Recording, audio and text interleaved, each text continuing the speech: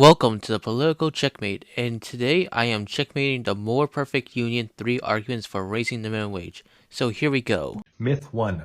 The minimum wage was never meant to be a living wage.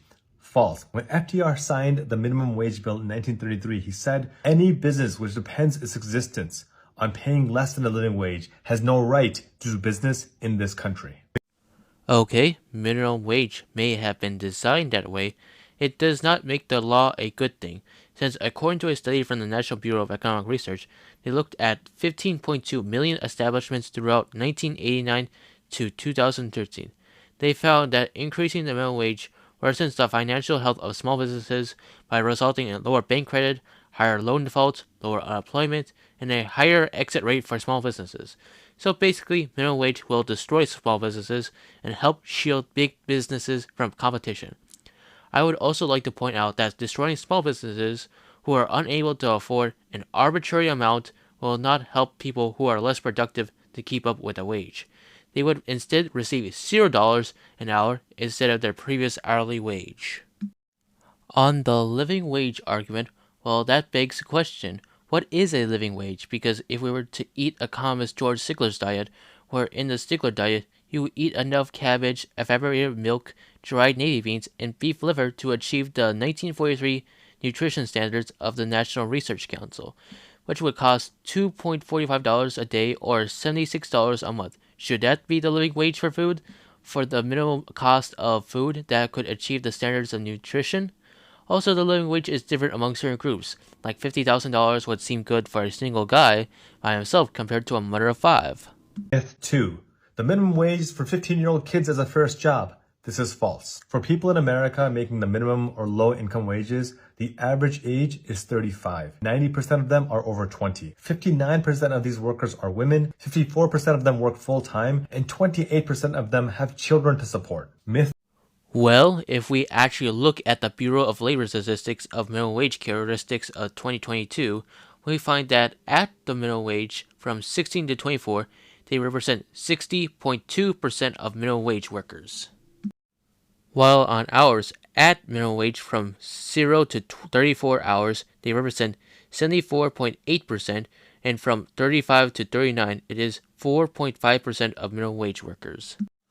On the supporting kids argument, the Bureau of Labor Statistics does not count kids, but if we were to look at marital status of minimum wage workers, we find that at minimum wage, 76.5% of minimum wage workers have never been married, and it is 12.7 for married and 10.8 for divorced or widowed.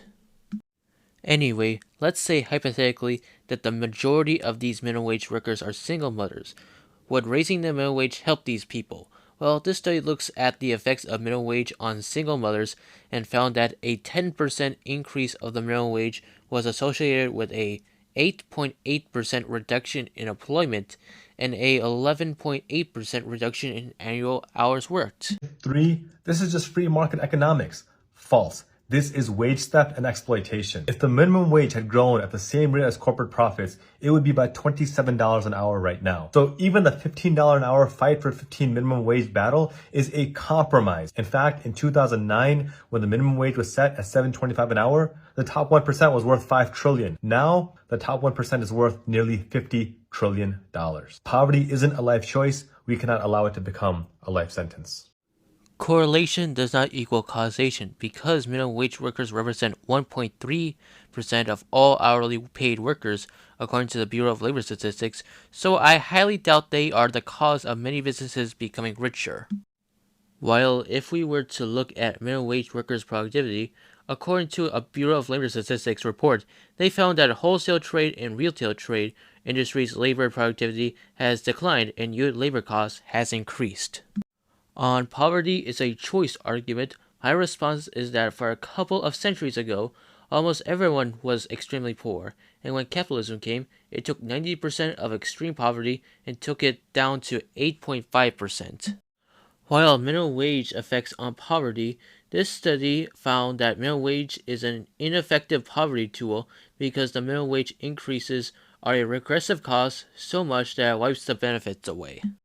I, for one, would argue that abolishing minimum wage will actually help the poor because it will give people whose productivity is below the minimum wage ability to have the job. And according to the National Bureau of Economic Research study, found that minimum wage workers' biggest increase to their personal wages is career progression. And this other study found that minimum wage hurts occupational mobility because of less job vacancy and increased mismatch. This is the end of the video. Thank you for watching, and please donate to my Patreon so I can make more videos and have your video requests checkmated. And thanks for watching, and have a nice day.